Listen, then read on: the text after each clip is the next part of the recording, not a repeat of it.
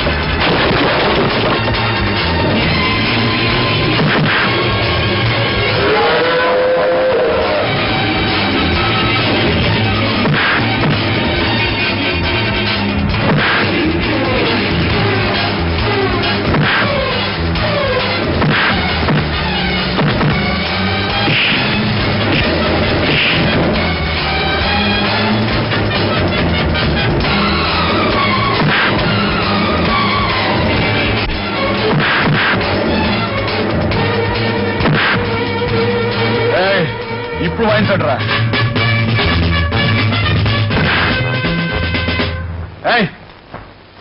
చావు మేడం.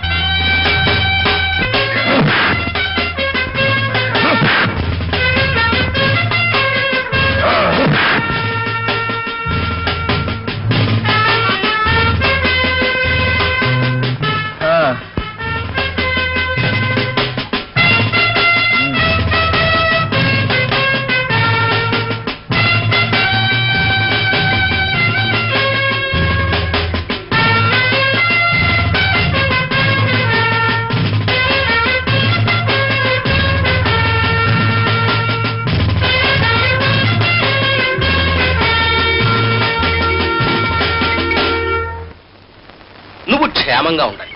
కాకపోతే ఓ విషయం, 15 ఏళ్ల క్రితం ఈ ఊళ్ళో ఇంగ్లీష్ డాక్టర్ ఉండేవాడు. ఉండి అతను రోజున ఉండడం మానేశాడు. ఎందుకో తెలుసా? తెలుసు. ఎవరో అతన్ని పొడిచి చంపేశారు. నీకు తెలుసా? సరే, నువ్వు మాత్రం క్షేమంగా ఉండాలి. ఇంకో కుర్ర డాక్టర్ వచ్చాడు. వాడు ఇంగ్లీష్ డాక్టరే. రెచ్చిపోయి ప్రజలకు వైద్యం చేయాలని చూశాడు. ఒక రోజున తెల్లవారుజామున వాడి శవం అదిగో ఆ చెట్టుకు వేలాడుతుంది. అబ్బా, ఇప్పటికీ అక్కడ చూస్తే శవం వేలాడుతున్నట్టే కనిపిస్తుందమ్మా. అయితే అటు కేసు చూడడం మానేయండి, ఏ గొడవ ఉండదు. సరే, నా గొడవ అలా ఉంచు. నువ్వు మాత్రం క్షేమంగా ఉండాలి.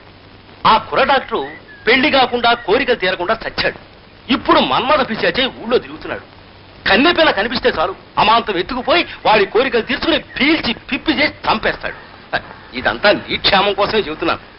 కనుక నువ్వు వెంటనే ఈ ఊరు విడిచి వెళ్ళిపోవడం చాలా మంచిది. నా సంగతి అలా ఉంచండి. ఇప్పుడేమన్నారు? మన్మథ రూపంలో వస్తాడా? ఎలా వస్తాడండి? ఎలా వస్తాడా? ఆ. స్కూటర్ మీద వస్తాడు. ఆహా. ఏదో ఒక రోజున హఠాత్తుగా నీ మనసులో ఉన్న మొనగాడు రూపంలో వచ్చి నేను లాక్కుపోతాడు. ఆ తర్వాత అంతే సంగతులు. మరి నేను వస్తా.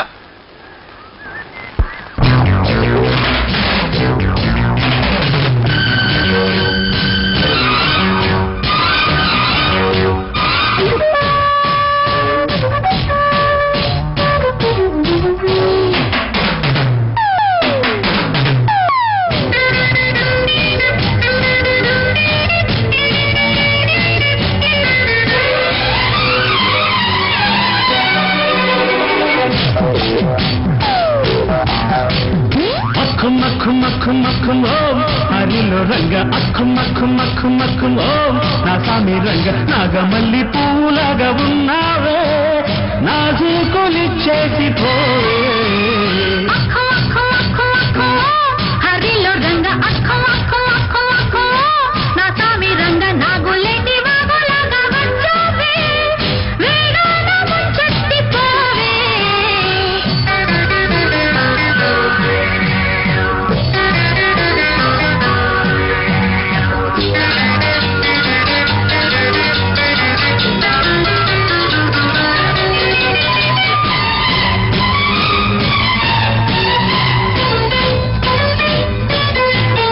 ఒక్కరోజు నీ చూపు గుసగుసలాడిన నాలో ఆ మాపు నీ రూపు దోబూతాడిన నాలో. నిద్దుల పొద్దులలో మరు పొద్దుటి వెలుగులలో నన్ను పదే పదే తలుచుకున్నావట నేను మరీ మరీ గుర్తుకొచ్చానట. ఆ మాయని గుర్తులలో ఆ తీయని తలపులలో అల్లి విల్లి ఆడదాము రోజంతా ఆకాశం చూస్తుంది వింత. అక్కు మక్కు మక్కు మక్కు ఓ హరిలో రంగ అక్కు మక్కు మక్కు మక్కు ఓ నా స్వామి రంగ నాగులేటి వాగులాగా వచ్చావే వేడాన ముంచెత్తి పోవే.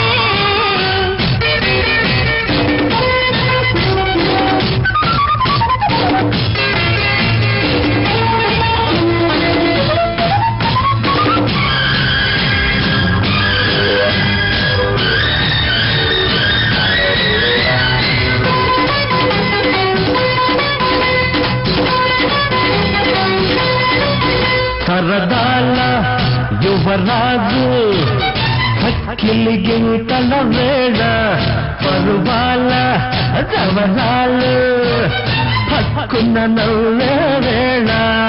ఆ వేడుక వేళలలో ఆ చేరిన చేరికలో నన్ను సరి సరి దాచుకున్నావట నిన్ను సగం సగం ఇచ్చుకున్నావట. ఆ ఇచ్చిన సొగసులలో పూరిచ్చిన పొగరులలో నీవు నేను ఏకమైన లగ్నంలో రాగాలు మోగాలి మనలో. అక్కు అక్కు అక్కు అక్కు హరిలో రంగ అక్కు అక్కు అక్కు అక్కు నా స్వామి రంగ నాగులేటి వాగులాగా వచ్చావే వేడాన ముంచెత్తి పోవే. అక్కు మక్కు మక్కు మక్కు ఓం హరిలో రంగ అక్కు మక్కు మక్కు మక్కు ఓం నా స్వామి రంగ నాగమల్లి పువ్వులాగా ఉన్నావే నా చూకులిచ్చేసి పోవే.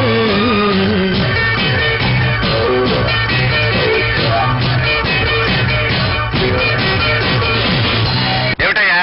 ఏమిటి ఇప్పుడు ఏమంటావు? మరేం లేదండి. గతంలో మీకు ఆ డాక్టరమ్మ సంగతి చెబితే ఆడపిల్ల కదా మెల్లగా సాగనంపుదామన్నారు. తర్వాత తమరు ఆ విషయాన్ని పట్టించుకోలేదు. ఇప్పుడు అది పాతేసిన మైలు రైలా ఉండిపోయింది. దాని పరపతి పెరిగిపోతోంది. దాని పరపతి పెరిగి నీ పరపతి తరిగిపోతోందన్న ఏడుపే తప్ప ఆ రాజన్న గారి చేతుల్లో నా పరువు మర్యాద మంట కలిసిపోతున్నాయన్న ఆలోచన నీకు లేదు. ఉందండి, ఆలోచన ఉంది. ఆ ఆలోచన ప్రకారం ముందడుగు వేస్తే అటు డాక్టరమ్మ రోగం కుదురుతుంది, ఇటు రాజన్న గారి శరీరం వదిలిపోతుంది. ఏమిటయ్యా నువ్వు చెప్పే మహత్తరమైన ఆలోచన? చెప్తాను. మన ఊళ్ళో ఆడపిల్లని ఎవరైనా పాడు చేస్తే చచ్చినట్టు వాడే పెళ్లి చేసుకు తీరాలి అనే ఆచారం ఉంది కదా. ఇప్పుడు మీరు ఆ డాక్టర్ అమ్మని పాడు చేశారు అనుకోండి అనుకోండి తప్పనిసరిగా మీరు పెళ్లి చేసుకోవాలి. అవునా? అవుననుకో. అయితే నేను చెప్పేది వినండి. పెళ్ళయ్యాక ఆ పిల్ల వైద్యం మానేసి ఇంట్లోనే పడుంటుంది కనుక నాకు పోటీ ఉండదు.